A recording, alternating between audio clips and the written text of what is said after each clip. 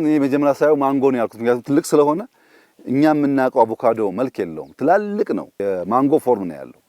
ያን የሚያክል አቮካዶ ማምረት የሚችል ቦታ ትናንትና በጎርፍ የሚጠቃ ትናንትና በድርቅ የሚጠጋ እኔ ዛሬ 5 ዓመት ገደማ አላባ ስመጣ ከፍተኛ የውሃ ችግር አለ ብለው 7-8 ጉድጓድ ተቆፍሮላቸዋል። ውሃ ችግር ነበር።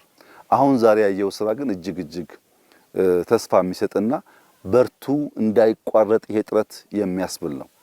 በዚህ በከምባታ አንድ ወረዳ ውስጥ አንድ ወጣት አርሶ አደር አዲሎ ወረዳ ዙሪያ እንደ ሞዴል አርሶ አደር ዛሬ ማሳውን ጓሮን ለማየት እድል አግኝተን ነበር።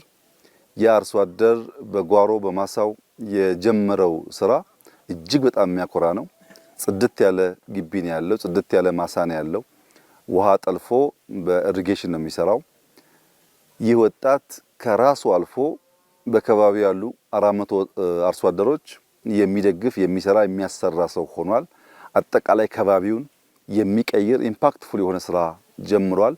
የእርሱ ያኗኗር ዘዬ ሁሉም አርሶ አደር ጋር ከደረሰ፣ የእሱ የእርሻ ዘዬ ሁሉም ጋር ከደረሰ ብልጽግና የምንለው እሱ ነው።